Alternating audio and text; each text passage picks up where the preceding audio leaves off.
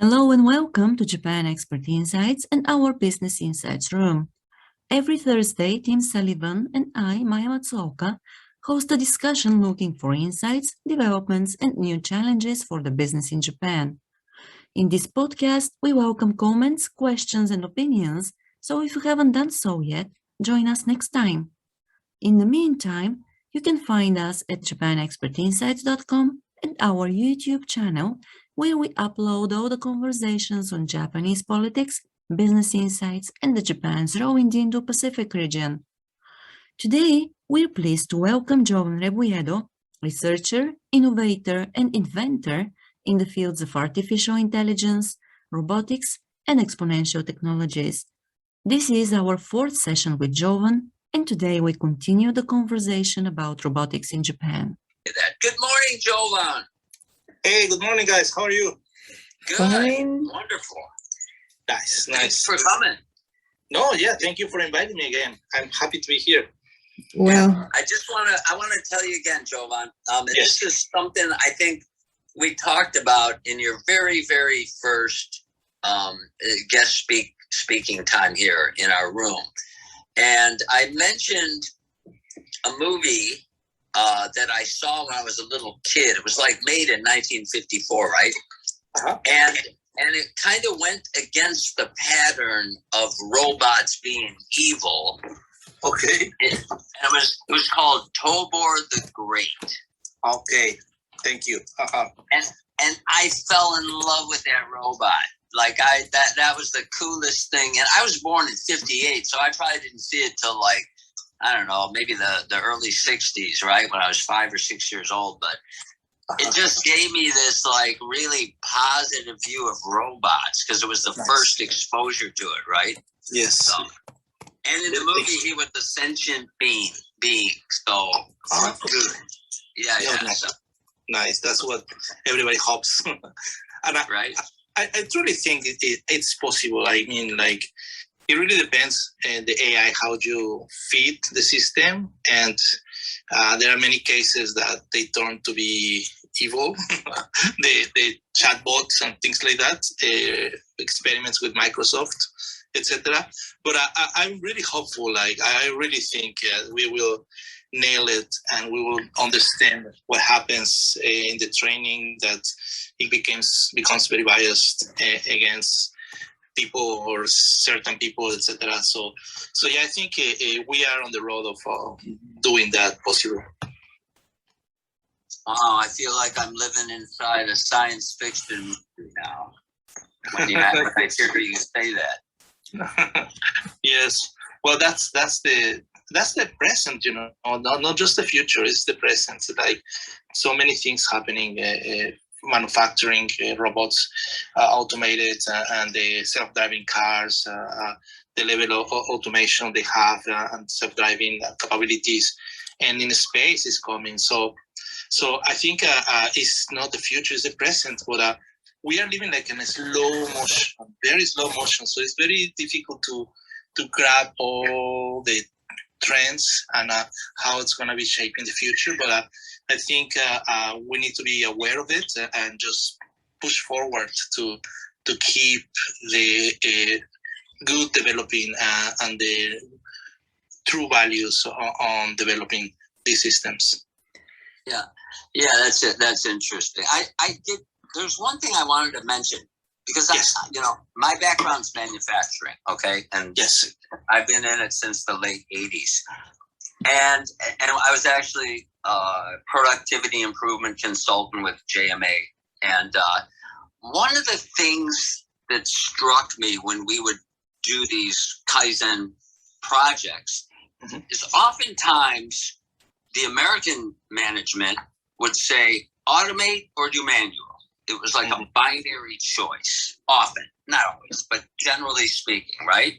Yes. And the Japanese approach was different, it was actually very realistic. At the time, this is the 90s, okay?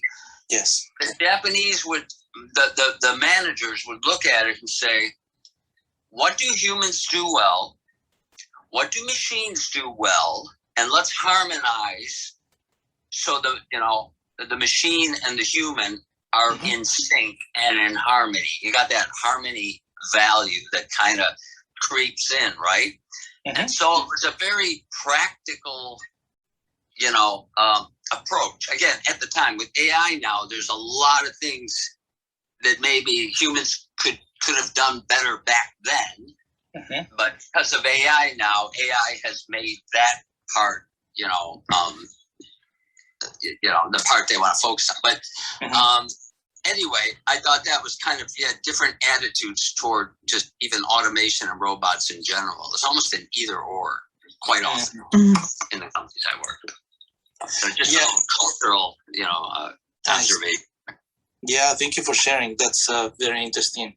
And I believe there's been an evolution also in US mentality, for saying that, of appreciation of robots, and especially the last years, and from 2010, I would say, very, very much correlated. That's my opinion. I don't have strong data to validate it, but correlated with the advancement of AI. So what I have seen in American producers, American startup entrepreneurs, etc., is that they understood the potential of robots, embedding a new AI on it, and then it's been pushing the acceptance of robots in Americans' minds so much faster than it used to be. And they have been pioneering also, like even for instance, Amazon and like industries that they didn't have any robots before. They are just amazing how they, for instance, in Amazon and their warehouses, how the robots like distribute and filter and sort all these items. It's really amazing. So the American mindset is changing, is evolving, I believe, and it's catching up with Japanese, but also Japanese, as we talk in the last talks, that the robot is very culturally embedded in Japanese soul, in Japanese understanding. So there's still a lot to catch up from US, but I think US, from my point of view, is going in the right direction to acceptance and coexistence of robotics as Japanese society has been for many, many, many years. Yeah, it's interesting. I hate to say it, but it is just that we don't have any other choice, right? So because of all the things that are happening, well, we've got, of course, decreasing populations. We also have the global warming, and there is so much which we can do just by embracing the machines in our lives. So obviously there is a lot, which can be done from now on, but and yeah, as you said, we need to go and to embrace what is new and well, the way the world is going into. But of course, we have to be careful as well. Yes. There is. Yes. Yeah. So one of the things the Japanese used to say a lot about computers, they'd say, the computer is a tool. You are not, the computer is not the master, it's your tool. Don't let it be your master. And I wonder, I'm just throwing it out there, I'm wondering if that's how the Japanese, maybe that's the contrast of robots too. Robots are a tool. Just use them as a tool. Don't let them rule, rule you. It seems like a very practical attitude. Yes. Am I on or not? Am I off base on that? Yeah, and I think that it's, well, basically AI has not reached the point when it can connect the dots in different ways, I mean, as a human brain can. So maybe that point will come, in the future, I don't know, but that creativity is still only for humans. So I don't know, but we'll have Jovan tell us a little bit more today, right, Jovan? Thank you so much. Yes. Today, thank you, Timothy, for saying this about the US and Japan point of view back then, because today I want to make a contrast of what telerobotics is in the way that how it's being pushed by American mindset now, and that's very interesting to see. For that, I have a few points I would like to cover. For instance, like about XPRIZE and the relationship with Japan and XPRIZE, the Japanese teams in the Avatar XPRIZE, and why is teleoperation important, and AI will help teleoperation, and why Japan needs US and vice versa to push forward robotics. So those are the really topics that I would like to touch today. Beautiful. Yeah. Nice. Let's start then.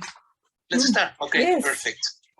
So there's this concept, this company indeed, the XPRIZE Foundation from Los Angeles. The CEO is Peter Diamandis. It's an amazing person. I would recommend everybody to follow him. He's inspired many people like Elon Musk and many other great entrepreneurs to do the things that they're doing now.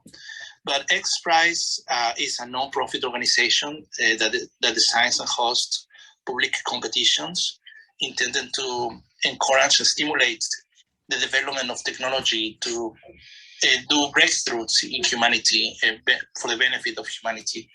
So there are many interesting people related with it, like and the board of trustees, James Cameron, Larry Page, Ariana Huffington, and Ratan Tata from India. Also, they are involved as a board of trustees. So the mission of XPRIZE is to make a radical breakthroughs for the benefit of humanity through incentivized competitions. So it fosters high-profile competitions to motivate individuals, companies, and organizations across all disciplines to develop innovative ideas and technologies to help solve the world's grand challenges. Basically, how it operates, it attracts big money, usually millions of dollars, to sponsor a contest. So they create they create a contest and then they match it with a sponsor. So they create significant results that are real and meaningful. Like all the parameters for the competitions have to be very objective, and the competitions have measurable goals and are created to promote adoption of the innovation. So there's also this, they want to be really like the Nobel Prize for technology, if that could exist. So they want really to position it like the Nobel Prize. So the winning an XPRIZE in the past, it was very unknown or nobody knew about it and no history, etc. But nowadays, the influence and the impact that XPRIZE is having is really being seen as companies from like Bezos. He had a team in the first Ansari X-Prize competition. So XPRIZE is really pioneering the breakthroughs, pushing fast the breakthroughs to happen so humanity can be benefited. So then I want to mention very quickly, there are now a lot of XPRIZes that have happened. But the first one was the Ansari X-Prize, which it was a competition to put a spacecraft in a suborbital space flight. It means like 100 kilometers from Earth. That's the mark. They have to go and come back twice in 2 weeks. So the same spacecraft has to go 100 kilometers up the space and come back. And then in less than 2 weeks, has to do the same again. So that was the very measurable goal to the teams to accomplish. And there was a winner, obviously, and a very famous Spaceship One that is now in a museum in Washington, D.C., which could do this achievement as a private citizens. They could go onto space and come back. And this team was founded by Paul Allen, the co-founder of Microsoft. So the Ansari X-Prize, the Ansari name comes from the sponsor Ansari. They are a family originally from Iran, but they are Americans, and they put the money. I believe it was $10 million for going to the suborbital mark and come back. And since then, it was so successful that there have been different XPRIZE, like the Progressive Insurance Automotive XPRIZE, in which they have to go a lot of miles and come back with just 1 liter of gasoline. And that was around 2010. And I forgot to mention that the Ansari X-Prize, the first one, that was from 2004. And so the prize was given in 2004.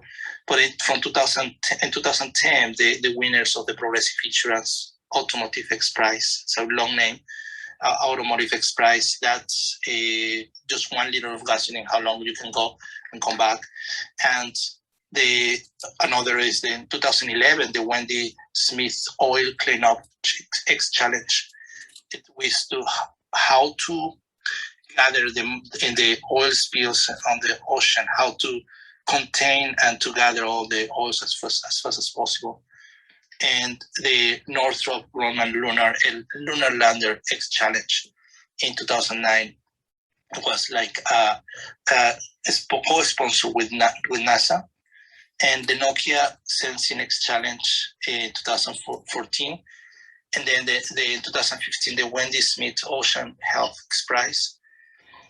And the 2017, the Qualcomm Tricorder X-Prize, which is this famous company Qualcomm, and this famous tricorder device from Star Trek, in which one single device can scan you and can give you all the things that you are sick or all the symptoms, and can tell you, like a kind of AI telling you what are you sick, what are your organs failing, etc. So they wanted to reproduce this Star Trek device.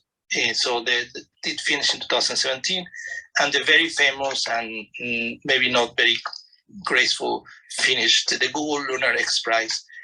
So there was a 30 million competition in which it was unclaimed in the way that nobody could finish the deadline to land a rover on the moon. So there was a Japanese team in this one. And in 2018, there was also another Naveen Jain Women's Safety X-Prize, inspired for the things happening in India and how people can create a technology that develop a safety device for women that can autonomously and on campus trigger an emergency alert.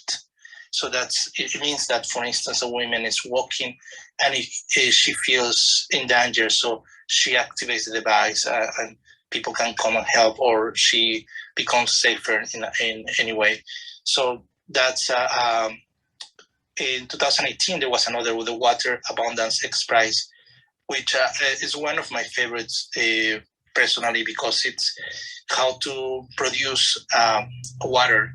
And the winner, the team Sky Water Alliance, successfully extracted over 2,000 liters of water using only renewable energy at a cost of 2 cents per liter. So the new technology of extracting the water from the atmosphere, it became more easy to reproduce. And now there are different startups trying to do this in developing countries and in other parts of the world. And the very important also, the Global Learning X-Prize, which was to create an AI agent that teaches children who don't have access to schools. So the children receive this AI in a tablet, and then the AI teaches how to read and how to do basic arithmetics. And there was this finish in 2019, and there were two winners. One from Kenya and one from South Korea. And the Shell Ocean Discovery XPRIZE, that it was for trying to map and understand the undersea. So the challenge is research to build better technologies for mapping Earth's seafloor. So in 2019, the grand prize winner received a total of $4 million. And so there was a Japanese also team here. And this time, the Japanese got as a second place, I would say, and they claimed $1 million as a runner-up. So in 2019, there was a second part of the literacy XPRIZE, which is the adult literacy XPRIZE. So an AI system in a tablet that can teach adults, grown-ups, how to read in a 12 months period. So, and very recently, they also had, like, against the COVID, for instance, the Next Generation Mask Challenge and the Pandemic Response XPRIZE. But I think very interesting one that just finished also this year was the IBM Watson AI XPRIZE. It was an open-ended competition, which any team can come with a solution in AI that can do a breakthrough. And so in this time, this was just one Japanese team that tried to be in the contest, but it could not at the end. And finally, in this year also finished the rapid COVID testing. So there was for a technology that can test very quickly COVID-19, like to see if the people are sick or not.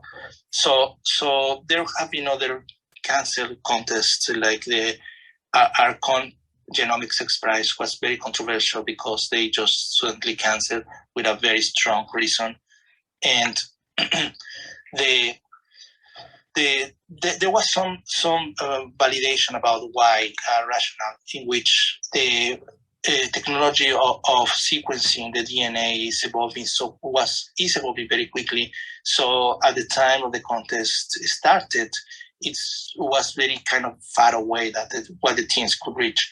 But in the middle of the competition, there was private companies that were almost doing what the final goal of the contest was. So they decided to cancel it. And there are several active contests now that are still going on. So the NRG Kosher Carbon XPRIZE is a 20 million prize, which testing technologies which converts CO2 into products with the highest net value to reduce carbon dioxide emission of either a coal or a natural gas power plant. The 2018 ANA Avatar XPRIZE, which is kind of what we're going to be focusing today in this talk. This is an XPRIZE for the teams to develop a technology of avatar in which a teleoperator controls a robot and is able to feel and have a lot of immersion from even being from far away of what's going on with the robot, and the robot also to have very good interaction with the people around it. And the Rainforest XPRIZE, it just started, and the very famous one, the last one, the $100 million from Elon Musk, the gigaton scale carbon removal. So this is the objective is to have 10 gigatons per year carbon removal target by 2050. So this is the largest prize, the 100 million for the team who can do that. And this is very exciting as well. So still not very concrete, the goals, they're still being defined, but it's really has come a lot of news from this, obviously because of Elon Musk, but also because of the climate change is kind of very well timing for this contest. So yes, I would like to pause here a little bit. If there's any questions about the XPRIZE in general, I would talk a little bit more about the XPRIZE and Japan in specific after the questions, if there's any question. Yes, if anybody has questions, let us know and we'll bring you up here on stage. John, it looks to me, well, of course, I'm not a specialist in the in the field, but it looks to me that there is still a lot of unexplored, let's say, there are a lot of unexplored areas. And my take on this is that basically people realize that there is a lot of potential to apply AI and also different aspects of it and machines and so on. But, well, a lot of organizations don't know yet how to do that. And that's why basically they organize such competitions, of course, to stimulate the acceptance of AI, but not only, also it's like, let's say, well, once again, you know, a way to see what directions it can be developed into. And if I'm wrong, please let me know. Just. No, yes, absolutely. I think you are very, very right. When you hear Peter Diamandis is talking about XPRIZE, and especially he's so passionate about this, he tells the story of the first, there was a contest for creating the first airplane. I don't remember the exact years. I think it was 1870 something, but I might be completely wrong, sorry. But in this competition, there was several teams. So this competition, it was open, kind of like an XPRIZE, the very, very first XPRIZE. And many teams joined, and there was a very famous team from MIT professors, and everybody, all the media was like just talking about like, oh, they will win. There's these famous professors from MIT, and it turned out that they didn't win. It was these very famous brothers who first flew the airplane, and they became they were very unknown. They were not, nobody knew them, and they just this contest put an example of how anyone, even if you don't have the specific expertise and background in doing something, the specialization for doing something, you can come with a breakthrough if you have enough motivation and enough will to attack the problem and a passion to solve it. So that's the main goal of XPRIZE, is to incentivize the people, the institutes, the groups, the teams that can, even if they don't have the background, the PhD of doing something very specific, they can come with breakthrough. Obviously, they have to cover a learning curve, and they have to do it as soon as possible. But at the same time, they embed, they put themselves some experience and some things that they were not in the specialization area, that they come up and they make it a breakthrough. So an example of XPRIZE is the oil retainer. One of the winners, it was I think it was the Wendy Smith Oil Cleanup Challenge, in which one of the winners was a tattoo guy of the tattoo shop. So he understood that the tattoo, the ink, how when it's in the skin, it can go on the sides, etc. So he understood how to remove the tattoo ink from the skin, and he was thinking, what about if this could be applied to the oceans, to clean the oceans? So he was one of the finalists or one of the winners of the XPRIZE, even again going against like famous teams of famous universities.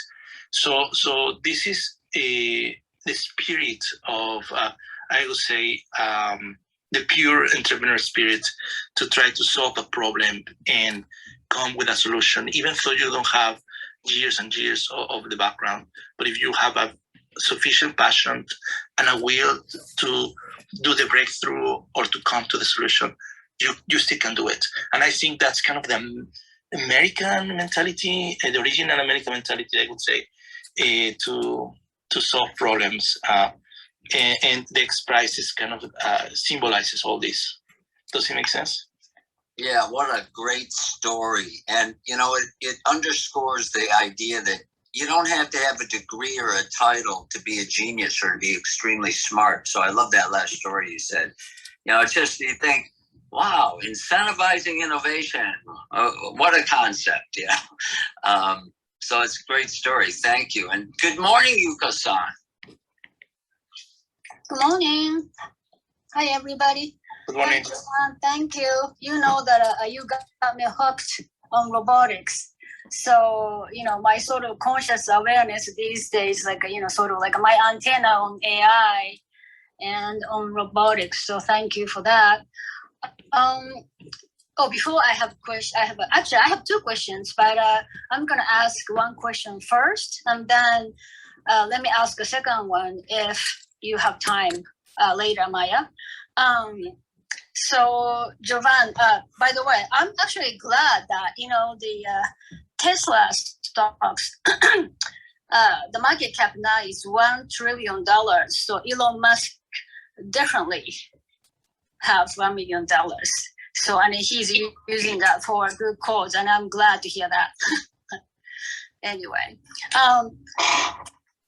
okay, my question actually, have you heard of a company called Headwaters?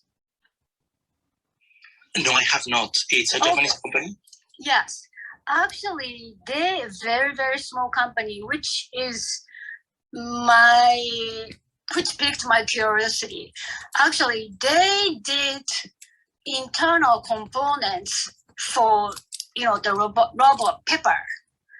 And then I think people usually think Pepper to be created by SoftBank, but internal, like a critical portion is done by this small company called Headwaters.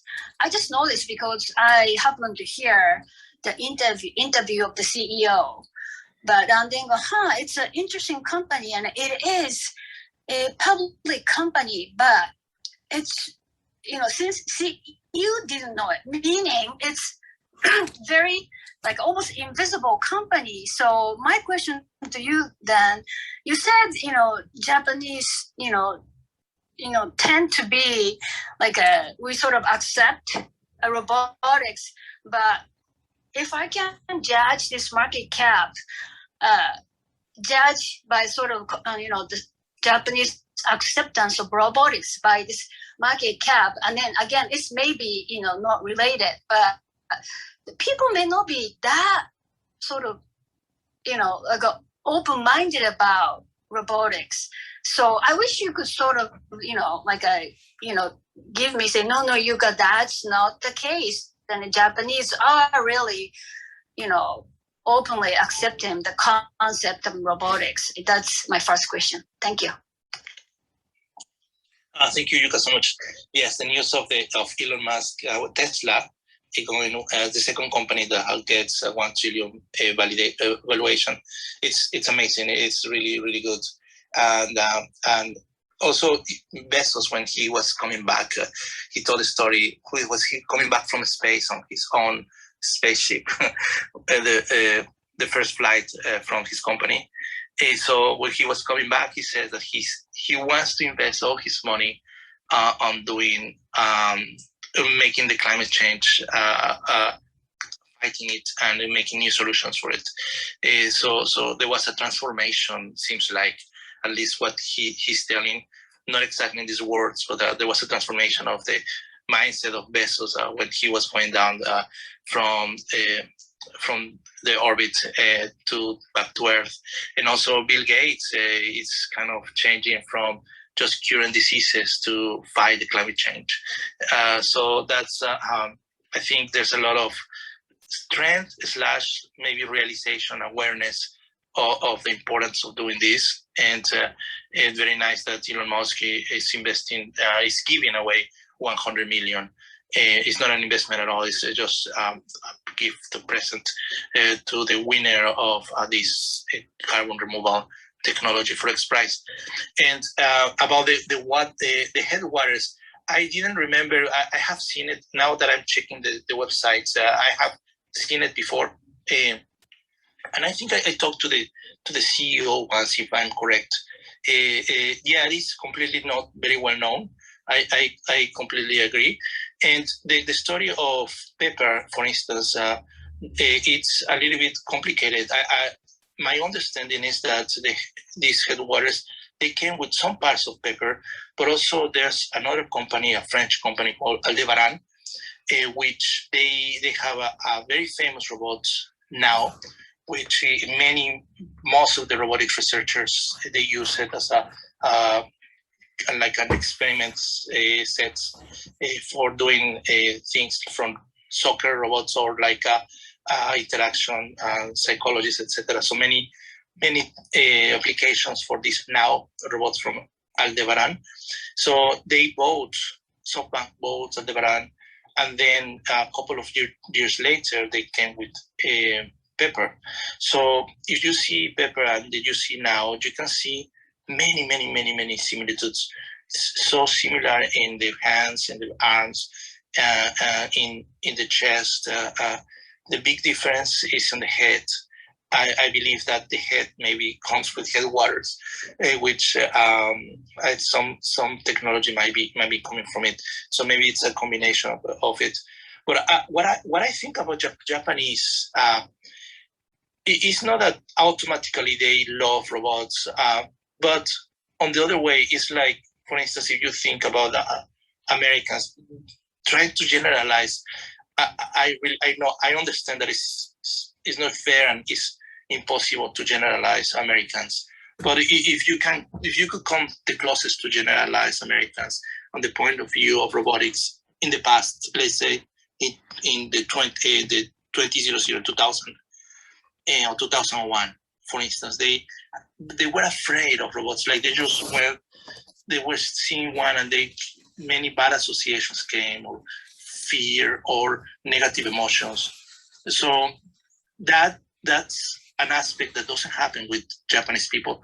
Maybe what I have seen and I have read is that Japanese people, maybe they don't accept by default, or they don't want to interact with the robots, but it's not these negative impressions or negative baggage that they have in their experiences, but it's kind of a positive one, which at the end, maybe in average, again, maybe you can generalize a little bit better in Japanese population, but a Japanese person could have a positive to neutral impression of a robot if they look to it run into one, for instance. So there's not going to be this fear or this baggage of negative things or of negative experiences that the American people, they didn't even have before, but because of movies or American science fictions, for instance, they have these wrong associations. But the associations of the Japanese people in general, I would say that are positive to neutral, and it would be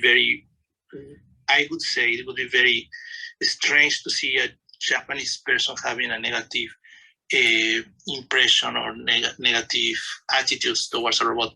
It would be neutral or positive, I would say. But in Americans, I would say in the 2000, 2001, it would be negative.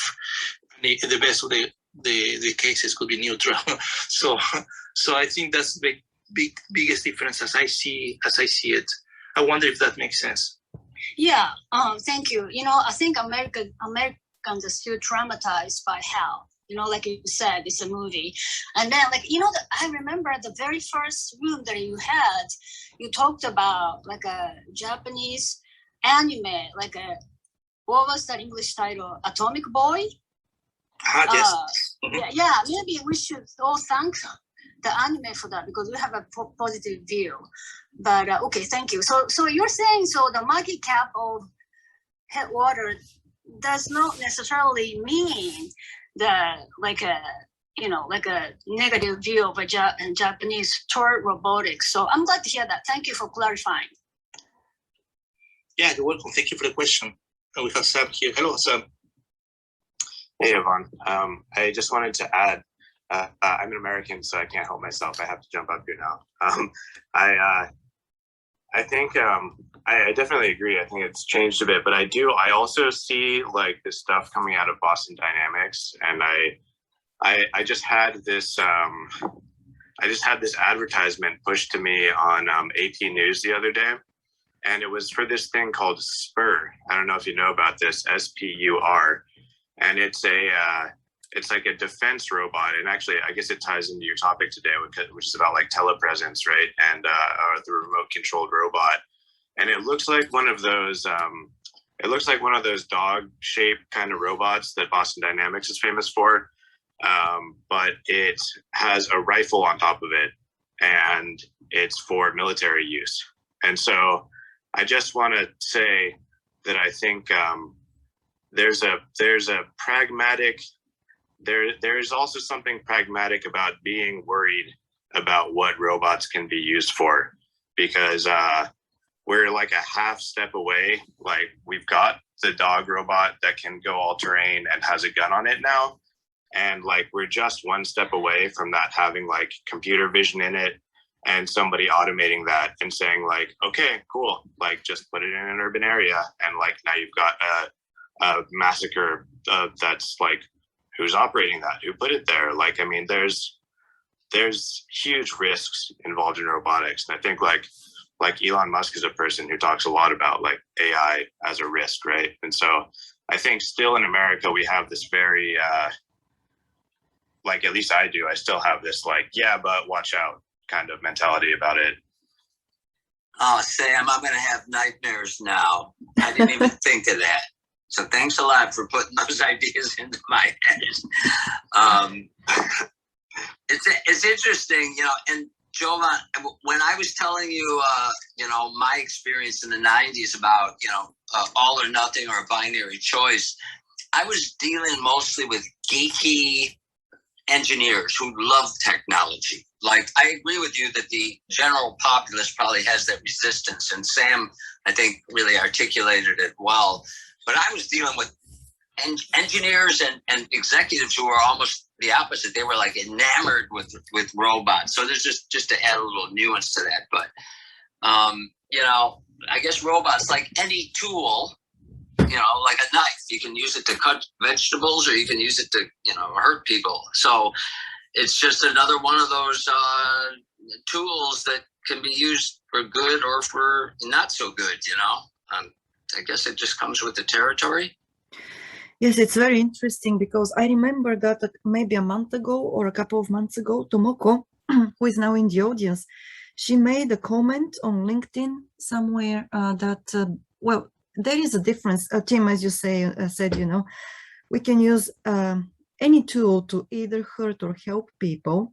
And at that point, Tomoko mentioned that Japanese robots are basically made to make, to help people.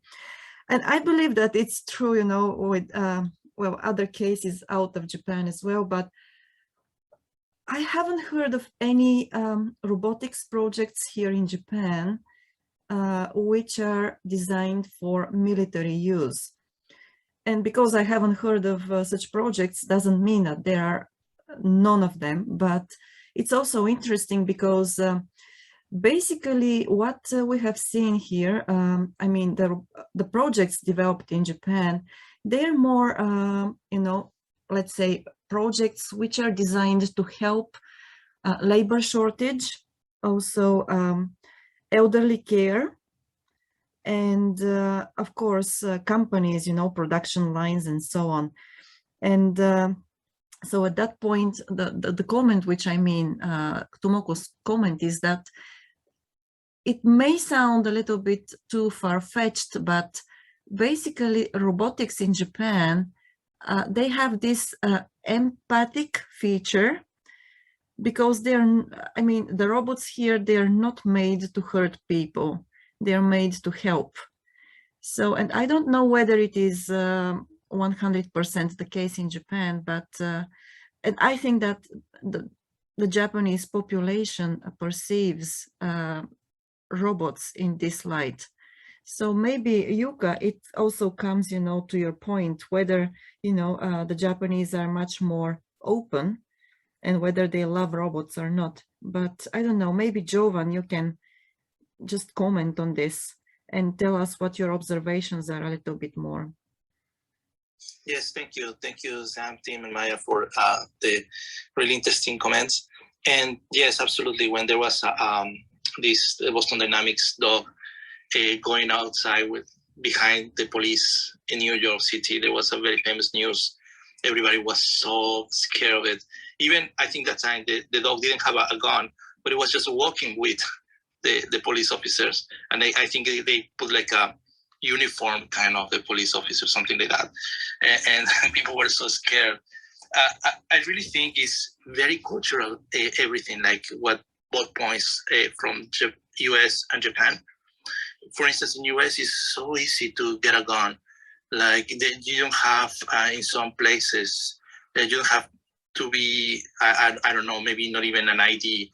I'm not an expert in buying guns in America, but it could be very, very easy to get a gun. And this gun culture is embedded as we talk of the robotics being embedded in Japanese, the gun culture is embedded in the American.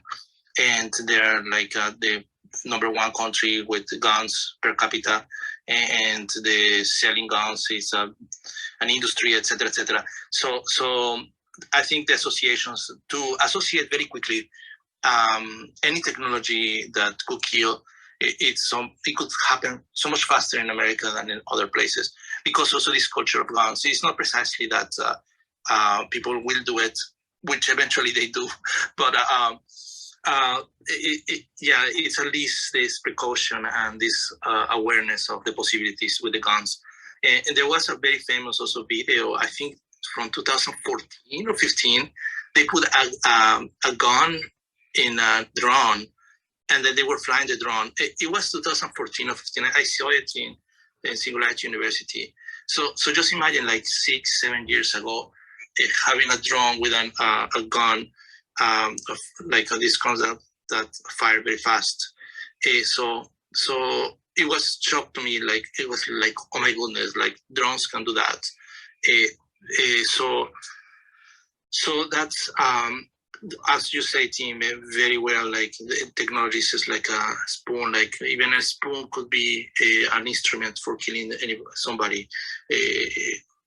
So there are tools that could be used for good and for bad.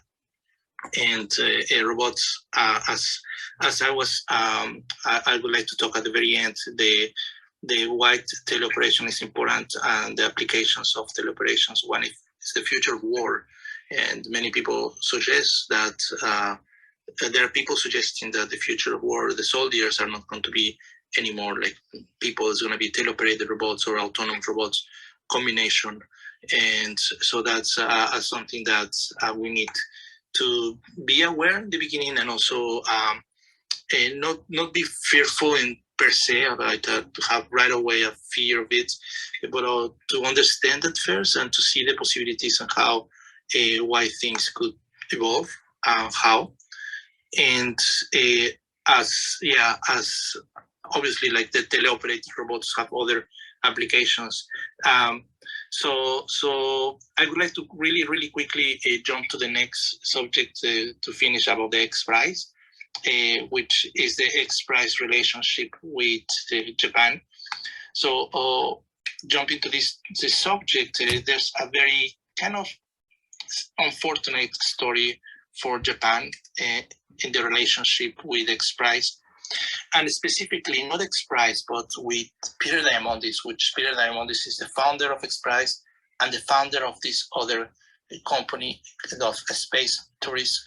The company name is Space Adventures. So there was this Japanese person, Enomoto Daisuke. I think he's been called Daisuke. And he paid around more than $20 million to be the first tourist astronaut to fly to the International Space Station.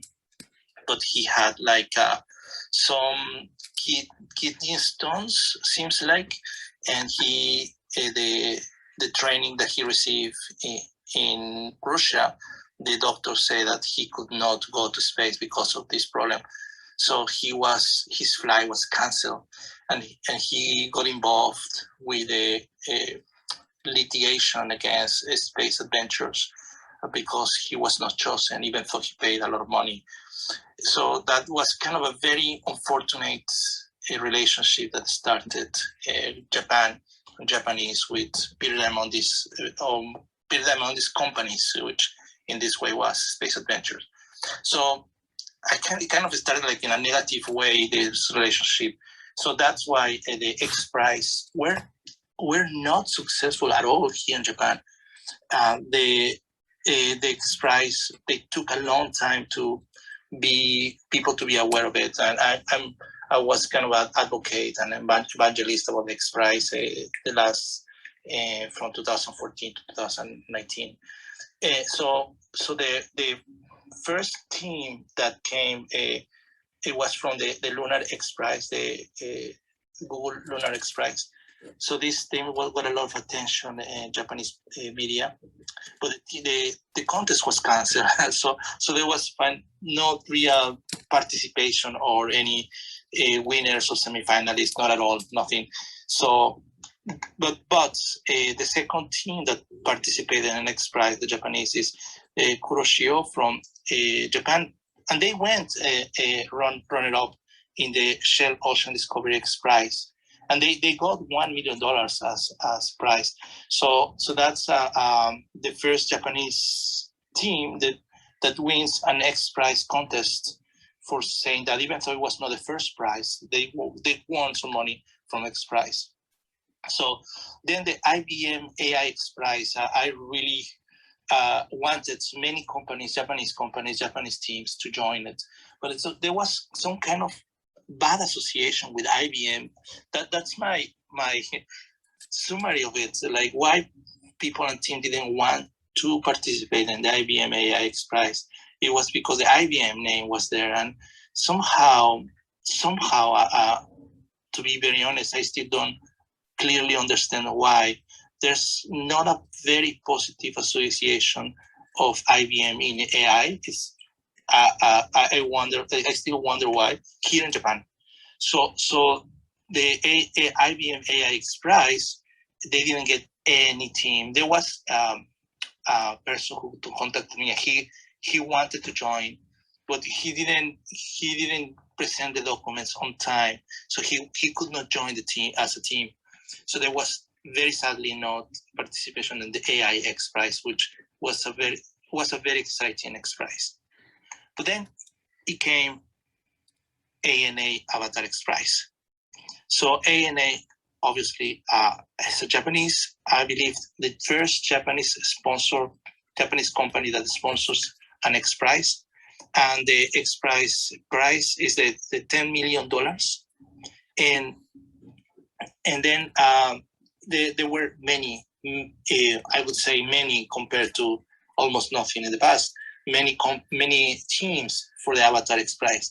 So then it is not just about the association of ANA, but also Avatar. So Avatar implies obviously a robotics, and then these two combinations make many teams, Japanese teams, to participate. So that's the ANA Avatar XPRIZE. So avatars, there are many types of avatars, and some are humanoid types specializing in doing some detailed handwork from a remote location. So the concept for ANA Avatar XPRIZE is to create a telepresence experience through interaction with the avatar. So something that this is said by Christopher, who's one of the people involved as organizers of the ANA Avatar. So something that you say, Maya, why Japanese people have this positive view of the robotics might be because in the society itself, like people here in Japan, we order organically and automatically in groups, like to help each other. So if you see a robot as we mentioned in the first time I talked, the Japanese verb for for robot is imas. No, it's not arimas. It's not like an object. It's like a person. So if you have this conception of a robot as a person, I think it comes natural also the association of this robot to be helping as a group. So this concept, this cultural like relationships of people around among ourselves to rapidly organize ourselves, even without discussing. Like we organize ourselves in solving something, in cleaning something, in doing something. And so it's my belief that maybe this association should be also in robots. Like these robots should be doing what we all do here in Japan, which is helping each other in tasks. So maybe this concept is embedded as well for how and why the robots function, or what is the objective of the robots to help here. And a parenthesis, I also don't know any Japanese robotics company or project that is doing or working on guns or war related. I don't know, but as you say, it might exist. And there's a lot of history in anime and manga of robotics having guns. And there was a very, I think in Nagano, there was a person who created a biped robotics operated kind of like an anime Gundam, kind of a small Gundam version, and he put himself inside and he could manage the robot. So, but he didn't have any gun. So maybe the original one had guns, but this one didn't have. So that's I don't know really. I don't know if they exist or not. But just you clearly very well said, and I think it was originally from Tomoko, that the robots here in Japan is to help society.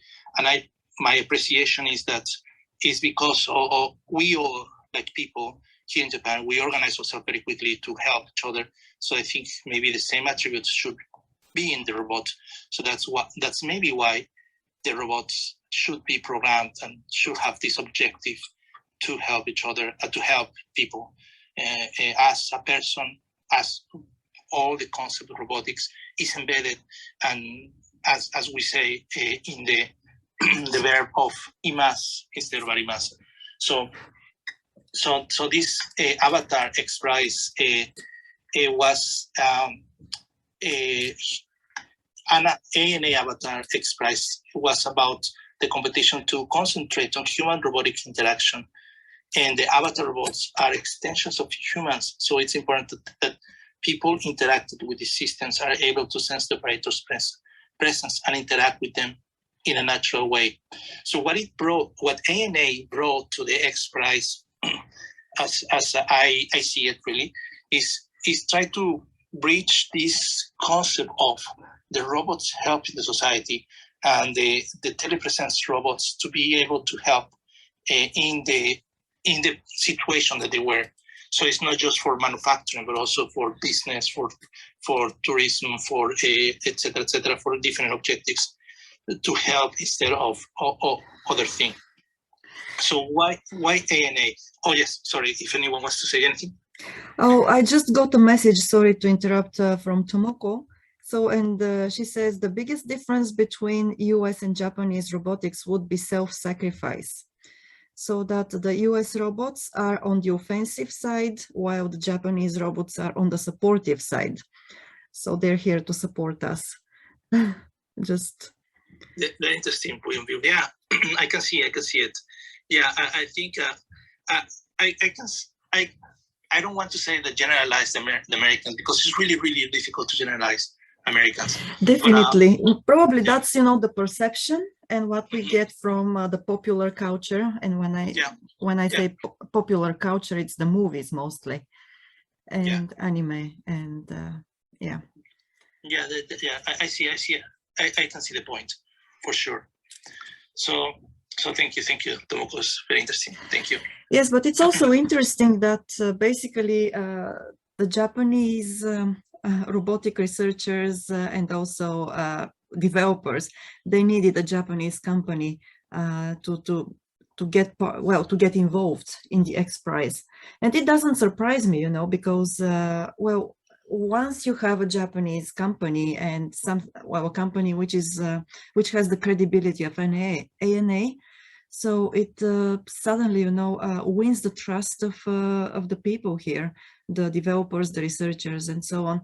And I don't know how big, this point is, but I would think that, as you said, probably the involvement of IBM in the beginning was a kind of, let's say, putting people off. But also there is another thing, that's the language element. I guess, and also, the perception of distance as well. So I don't know, maybe Tim, you can chime in here from the cultural perspective, and why there weren't, the XPRIZE where IBM was involved was not so popular among the researchers in Japan. I have to admit ignorance, especially like this is news to me that IBM wasn't held in. Actually, it surprised me a little bit. I would have never imagined, because IBM just seems like this old global presence. And so again, this is not my lane. I'm not in this lane, So I wish I had an opinion other than the home turf team. The home team seems to resonate with you better. I don't know. I wish I knew. Yuka-san, did you have something to contribute? No, actually, it was kind of surprising to hear that too, because like a supercomputer, IBM's Watson, is actually very kind of widely accepted in Japan. Am I wrong on this, Jovan? Or it's just so totally different? No, it was used. It has been used. I think there was a very famous experiment from the medical department of Tokyo University using the IBM's computers.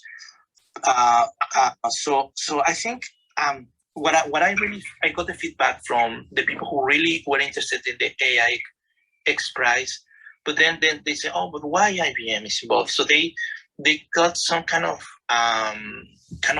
suspicious for saying that. I don't want to say suspicious strictly, but they didn't accept very nicely as it is ANA. I recruit in tech, and so I talked to a lot of people about it, and it's kind of changing now. IBM's changed their culture a lot in the last 12, 16 months with the Red Hat acquisition and big stuff happening there. But before that, it was seen as a status quo player, and it has a very traditional domestic Japanese business culture in Japan. And I think it's kind of seen as a place where really it's kind of run like how the Japanese government kind of looks like that. It's just a room full of old dudes, and they're kind of talking about AI, but I think the credible young people who are really developing it, these really cutting edge AI people here, kind of feel like, oh, those guys, they don't know about AI. That's kind of my take. Interesting. And we have Timothy here. Hello, Timothy. How are you? How is everybody? I've been very much enjoying this conversation. I have a couple of things I wanted to just throw in here, and I'm sorry I've been just lurking, but a couple of things came up that just really piqued my interest. One is about IBM, and the other is about those two funny guys who were competing to fly. And, if man was supposed to fly, God would have given him wings. And so at that point in time, it was kind of folly to even think about doing that. And these two bicycle guys put together an airplane that flew a couple hundred yards, and they created history. The reason why I'm mentioning that is because they beat my great grand uncle by 2 weeks. And he was the second person to fly. So there was a huge competition going on there. And they got to be the famous ones. But unfortunately, and I don't think this will happen to Elon Musk, these two guys died penniless. Like a lot of people who were competing and being swallowed by Alexander Graham Bell and some of these other huge people, like what happened to a lot of people. So fortunately, but it didn't end up helping me at all. He ended up with a lot of money, the fellow who came in second place. But technology at that point in time, I mean, it truly was folly to believe that man could fly, heavier than air aircraft powered on its own power. And so we're kind of in a similar situation now about what is going on with AI. Believe me, the trajectory of technology is geometrical, and it is happening so rapidly, and so much of the stuff we just don't know about. I think that's why, Jovan, your room is so great and so important, is because although in a span of 40 years from the Wright brothers taking off from Kitty Hawk, just to 40 years, you have people that are flying, continentally. That time period is going to collapse into maybe 5 years with regard to AI, and it's going to dominate and control so much of our lives. So we really need to keep an eye on it, not only with those funny looking beasts that look like dogs or horses with guns on them, but with all sorts of things, writing documents, creating content, that sort of thing. And the other thing that I wanted to just mention was about Big Blue, IBM. IBM has a very colorful history in Japan, and was so dominant here. They came in like cowboys. They had a big office, and they were well ahead of the curve, and had a huge